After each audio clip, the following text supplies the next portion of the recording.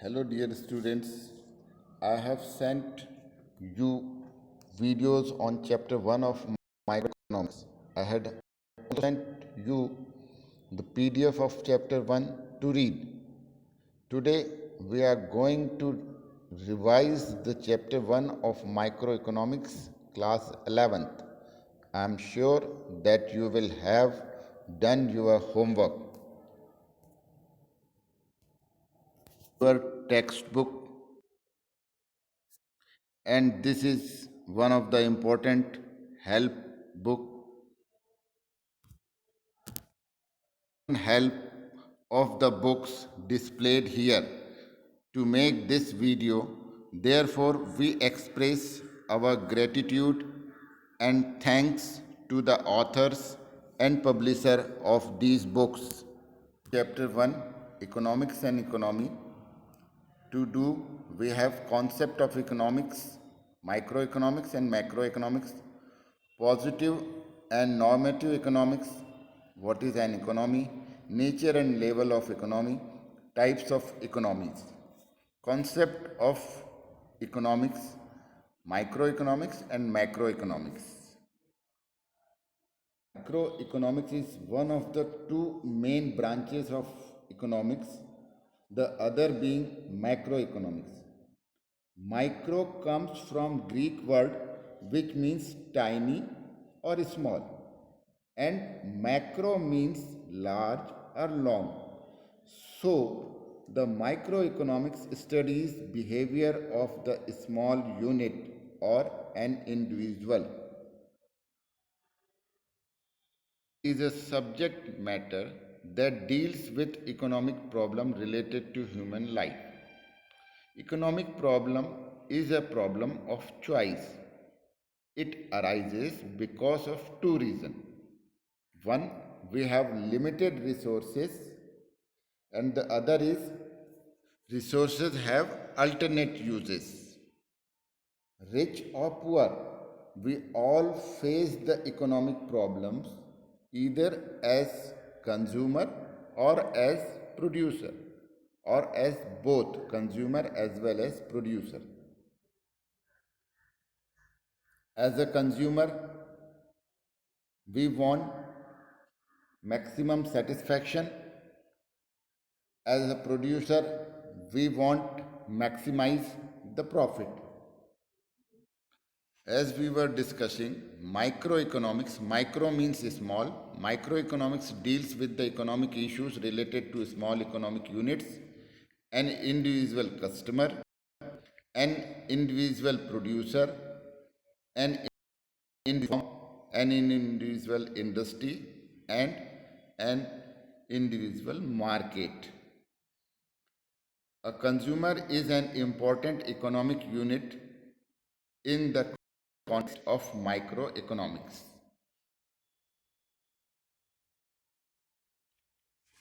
Economics को individual level पर deal करते हैं, एक फर्म के लिए, किसी पर्सन के लिए, किसी यूनिट के लिए, किसी एक इस्टेब्लिशमेंट के लिए, तो ये माइक्रो लेवल पर होता है। और इस तरह के जब हम स्टडी करते हैं इकोनॉमी की और इकोनॉमिक कॉन्सेप्ट्स की, इकोनॉमिक प्रॉब्लम की, तो इसे हम माइक्रो इकोनॉमिक्स बोलते हैं। सरल करके अगर इस बात को हम बोलें, जब हम एक व्यक्ति, एक फर्म, एक इस्टेब्लिशमेंट, एक संस्था, एक शहर या किसी एक यूनिट की बात करते हैं, उसकी अर्थव्यवस्था और उसके इकोनॉमिक प्रॉब्लम की बात करते हैं और उसके इकोनॉमिक इश्यूज़ को डील करते हैं, तो ये माइक्रो इकोनॉमिक्स हो जाता है। और ये एन इंडिविजुअल कौन हो सकता है हमारी इकोनॉमी में और इकोनॉमिक सिस्टम में? एन इंडिविजुअल हमारा हो सकता है एक कंज्यूमर, और कंज्यूमर को सप्लाई देने वाला प्रोड्यूसर, और कंज्यूमर और प्रोड्यूसर के बीच में जो रिलेशन, लिंक और फाइट है वो है प्राइस की। तो ये प्राइस, ये तीन चीज़ें हमारे माइक्रो इकोनॉमिक्स में मुख्य रूप से आती हैं। Three vital components of micro economics: theory of consumer behavior or theory of demand, theory of producer behavior or theory of supply, theory of price, मैंने जो जिन बातों को कहा उसको फिर से हम कहते हैं कि सबसे पहला जो यूनिट है इंडिविजुअल कौन है इकोनॉमी में, वो है हमारा कंज्यूमर और कंज्यूमर का बिहेवियर। कंज्यूमर का बिहेवियर क्या होता है? वो अपने सेटिस्फैक्शन के लिए और सेटिस्फैक्शन के मैक्सिमाइजेशन के लिए, यूटिलिटी के लिए, अपनी नीड्स को फुलफिल करने के लिए आपसे डिमांड करता है। तो कंज्यूमर बिहेवियर और theory of demand micro vital component है माइक्रो इकोनॉमिक्स का। इसे कौन पूरा करता है, कौन सप्लाई देता है? Obviously producer. तो प्रोड्यूसर भी, थ्योरी ऑफ प्रोड्यूसर बिहेवियर और द थ्योरी ऑफ सप्लाई, ये भी एक हमारा vital component of micro economics है। और इन दोनों के बीच में जो रिलेशन एस्टैब्लिश होते हैं, जो फाइट चलती है, जो टसल चलती हैं, और जो मैक्सिमाइजेशन हम एक तरफ करना चाहते हैं प्राइस का और दूसरी तरफ प्रॉफिट का, कंज्यूमर चाहता है मिनिमम प्राइस में मिले और प्रोड्यूसर चाहता है मैक्सिमम प्राइस में बिके। तो थ्योरी ऑफ प्राइस भी इसी में आ जाती है, the theory of determination of price through interaction of supply and demand forces. ये है हमारे माइक्रो इकोनॉमिक्स के 3 वाइटल कंपोनेंट्स। और ये भी आप समझ चुके हैं कि ये कंपोनेंट्स क्यों हैं माइक्रो इकोनॉमिक्स के। यहाँ दिखाया गया आपको components of microeconomics: theory related to equilibrium in the economy, theory related to disequilibrium in the economy, और theory related to correction of disequilibrium। Equilibrium होगा या नहीं होगा? नहीं, इक्विलिब्रियम कब कब हो सकता है, उसके क्या क्या कारण हैं? एग्रीगेट सप्लाई और एग्रीगेट डिमांड बराबर होनी चाहिए, और अगर नहीं है तो क्यों है, उसके कारण हमें जानेंगे।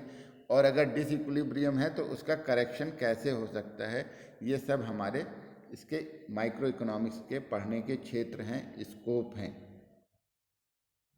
माइक्रो इकोनॉमिक्स इंडिविजुअल यूनिट पर बात करता है, उसी तरह से micro economics as a whole बात करता है। जैसे हम अपनी पूरी इकोनॉमी की बात करें, नेशनल इनकम की बात करें, जनरल प्राइस की बात करें, नेशनल इंटरेस्ट पर जीडीपी की बात करें, या हम नेशनल लेवल पर किसी पॉलिसीज़ की बात करें, पूरी इकोनॉमी की बात करें, तो ये मैक्रो इकोनॉमिक्स होता है। मैक्रो शब्द का अर्थ होता है लार्ज या लॉन्ग, ग्रीक वर्ड है, ये अभी हमने आपको बताया था। यहाँ पर हम आपको बता रहे हैं differences between micro economics and macro economics. आप वीडियो को पॉज करके इन डिफरेंसेस को देखिए, और इसमें कोई भी पॉइंट आपको ना समझ में आ रहा हो तो वह मुझसे आप डिस्कस कर सकते हैं।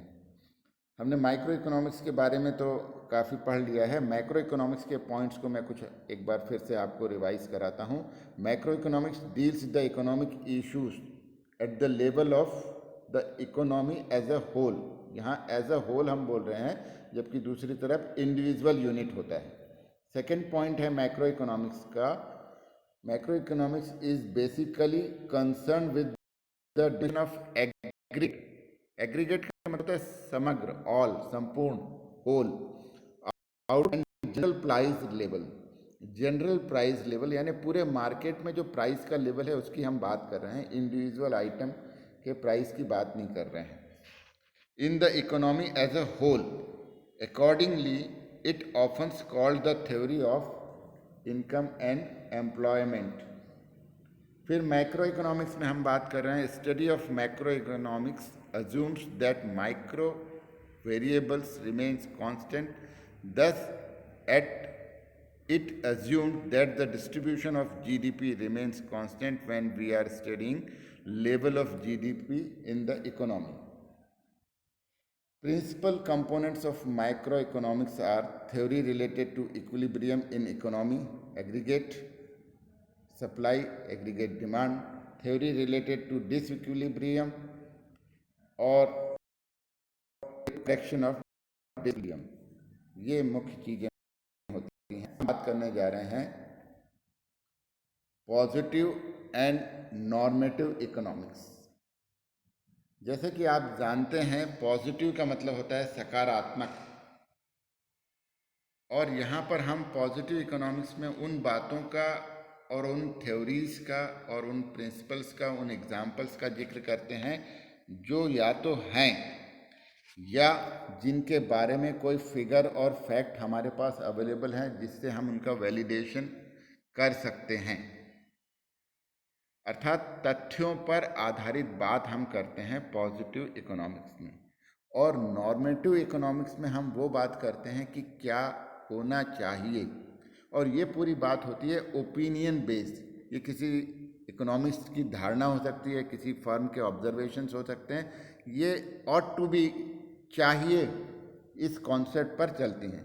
तो पॉजिटिव इकोनॉमिक्स में ये हम देखते हैं कि क्या था, क्या है और क्या हो सकता है, ये सारी बातें हम वेरीफाई कर सकते हैं रूल्स के जरिए, फिगर्स के जरिए, फैक्ट्स के जरिए, और इनकी सत्यता की जांच की जा सकती है। जबकि नॉर्मेटिव इकोनॉमिक्स एक ओपिनियन बेस्ड धारणा होती है, एक हमारी धारणा होती है, या हमारी इच्छा होती है, या हमारी अपेक्षा होती है कि ऐसा है तो ऐसा होना चाहिए। और ये चाहिए जो है वो नॉर्मेटिव है।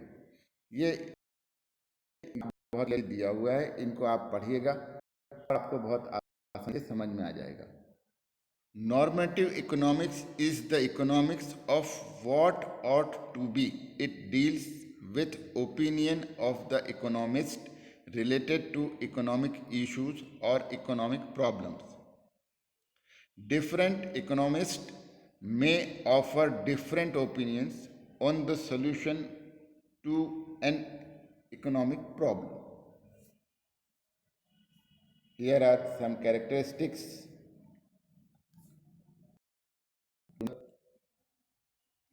See the difference, positive economics and normative economics. Positive economics deals with economic issues or economic behavior related to past, present and future, whereas normative economics deals with the opinion of economics related to economic issues or economic problem.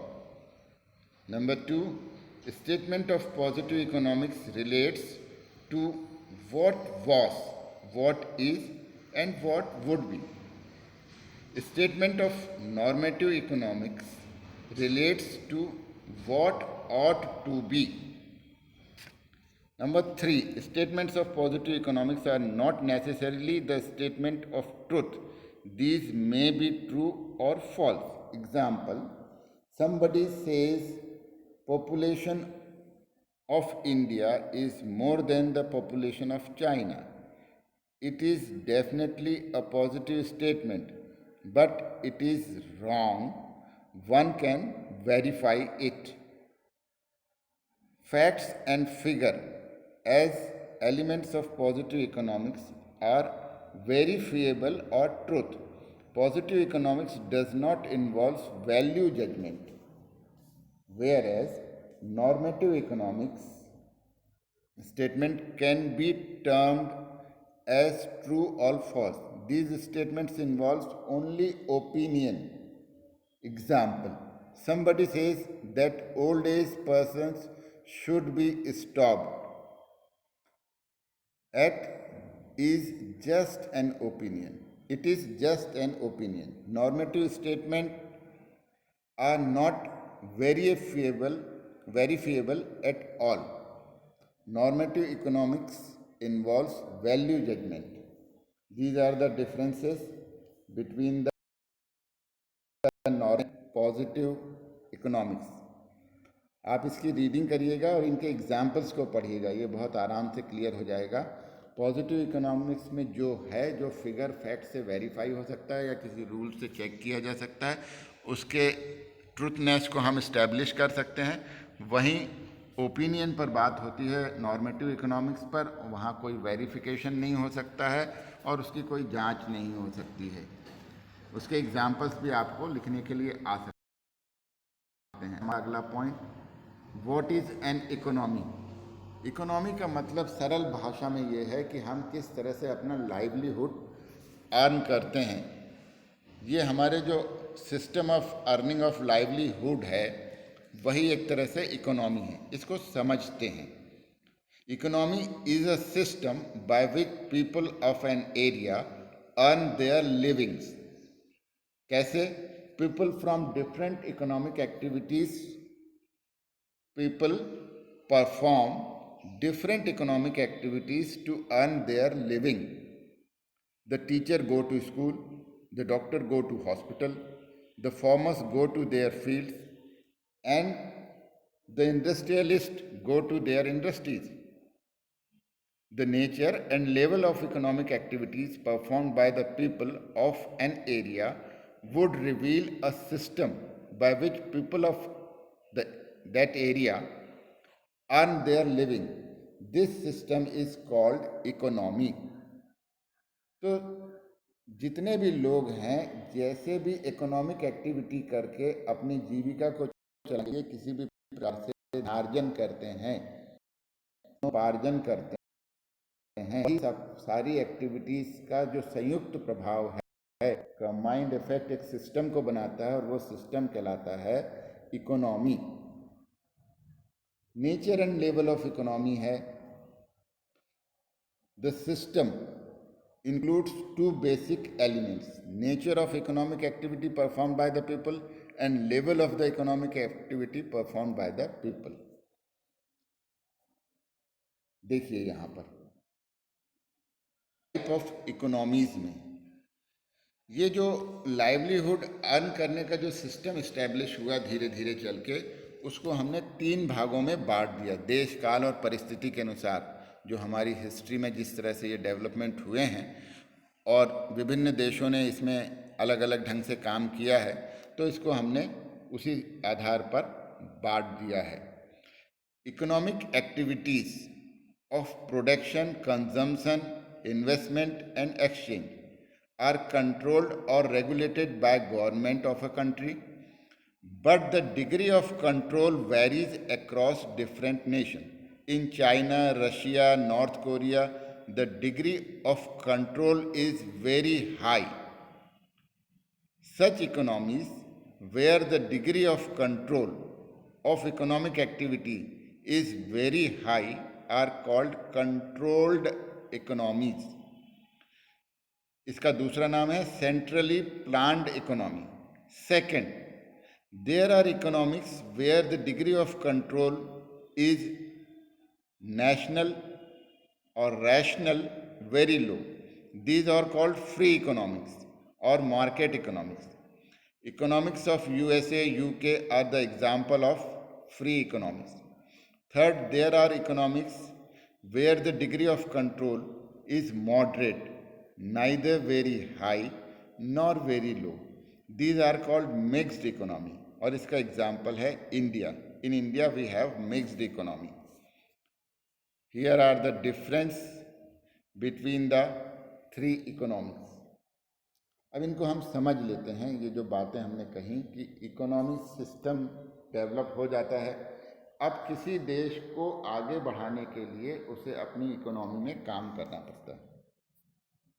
तो एक तो तरीका ये है कि सरकार ही पूरी economy को रेगुलेट करे, कंट्रोल करे, संचालित करे, प्रमोट करे और उसके इफ़ेक्ट्स पर ध्यान रखें. दूसरा ये होता है कि हम मार्केट के में चीज़ों को छोड़ दें, मार्केट में डिमांड सप्लाई के फोर्सेस फ्रीली चीज़ों की कीमतें तय कर लें. और एक बीच का रास्ता भी होता है कि कुछ गवर्नमेंट का में मार्केट का कंट्रोल हो और उसमें एक सामंजस्य और तालमेल बनाकर काम होता रहे. तो ऐसे सिस्टम को हम मिक्स्ड इकोनॉमी में लाते हैं. शुरू में क्या हुआ कि जब विभिन्न देश आज़ाद हुए और उन्होंने अपने अपने काम शुरू किए, देशों ने प्लान्ड इकोनॉमी को अपनाया और गवर्नमेंट सारी चीज़ों पर कंट्रोल करती थी. राजा महाराजाओं के ज़माने में भी आपने देखा कि राजा महाराजा या जो गवर्नमेंट होती थी उस समय, उनका सारा कंट्रोल होता था.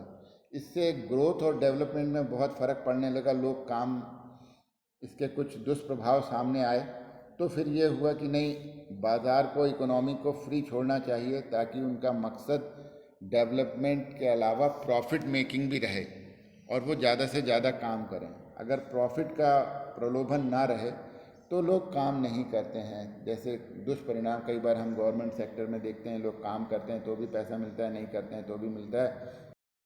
तो प्रोडक्शन को लेकर और एफिशिएंसी को लेकर थोड़े इनएक्टिव हो जाते हैं। तो जब ये देखा गया कि कंट्रोल्ड और प्लान्ड इकोनॉमी के कुछ दुष्परिणाम, फ्री इकोनॉमी डेवलप हो गई। फ्री इकोनॉमी डेवलपमेंट में जो भी प्रोड्यूसर्स थे उनकी लिबर्टी थी कि वो क्या करें और कैसे करें, और मार्केट को में डिमांड और सप्लाई की जो फोर्सेस थे वो ही चीज़ों को कंट्रोल करते थे, प्रमोट करते थे। तो इस तरह से ये दो इकोनॉमी आ गई, और इन दोनों इकोनॉमी के कुछ अच्छाइयों को लेकर तीसरी इकोनॉमी बनी। जब भारत आज़ाद हुआ तो भारत ने देखा कि कंट्रोल्ड इकोनॉमी या प्लान्ड इकोनॉमी में भी बहुत सी कमियां हैं और फ्री इकोनॉमी में भी बहुत सारी कमियां हैं, तो भारत ने, इंडिया ने मिक्स्ड इकोनॉमी को अपनाया। ये उनके यहाँ पर डिफरेंसेस दिए गए हैं। मेन जो इम्पोर्टेंट पॉइंट है वो ये है कि जो प्रोडक्शन यूनिट होती हैं का कंट्रोल है तो वो कंट्रोल्ड और सेंट्रली प्लान्ड इकोनॉमी कहलाएगी। अगर प्रोडक्शन एक्टिविटीज़ में गवर्नमेंट का कंट्रोल नहीं है, वो मार्केट से डिसाइड होती है, तो वो फ्री इकोनॉमी कहलाएगी। दोनों चीज़ें हैं, दोनों बातें पाई जाती हैं, कहीं गवर्नमेंट का कंट्रोल भी होता है, कहीं मार्केट पर भी छोड़ दिया जाता है जैसा इंडिया में होता है। तो ये मिक्स्ड इकोनॉमी कहलाएगी। इसके मैसेज यहाँ पर दिए हैं, आप उसे एक बार पढ़ लेंगे तो आपको याद हो जाएंगे। अभी तक जो भी कुछ हमने पढ़ा है उसके लिए यहाँ पर एक रिवीजन विंडो भी दिया जा रहा है। आप इन बातों को यहाँ से रिवाइज कर लें, एक बार फिर से पढ़ लें, और किसी भी प्रॉब्लम हो तो उसको मेरे माध्यम से आप उसका निराकरण कर सकते हैं, करवा सकते हैं, और संपर्क करके हम एक दूसरे की हेल्प कर सकते हैं। तो इस तरह से आज हमारा चैप्टर 1 का ये जो रिवीजन वीडियो है यहाँ पर फिनिश होता है। इसके एक्सरसाइज और प्रॉब्लम आपको सॉल्व करना है। इसका पीडीएफ भी मैं इसी के साथ आपको भेजूंगा। उसमें भी आपको बहुत सारी चीज़ें और नोट्स और टेक्स्ट और इन्फॉर्मेशंस मिल जाएंगी। उसके आधार पर आप अपनी तैयारी करिएगा। कोई भी प्रॉब्लम हो तो आप मुझसे संपर्क कर सकते हैं। Okay, thank you.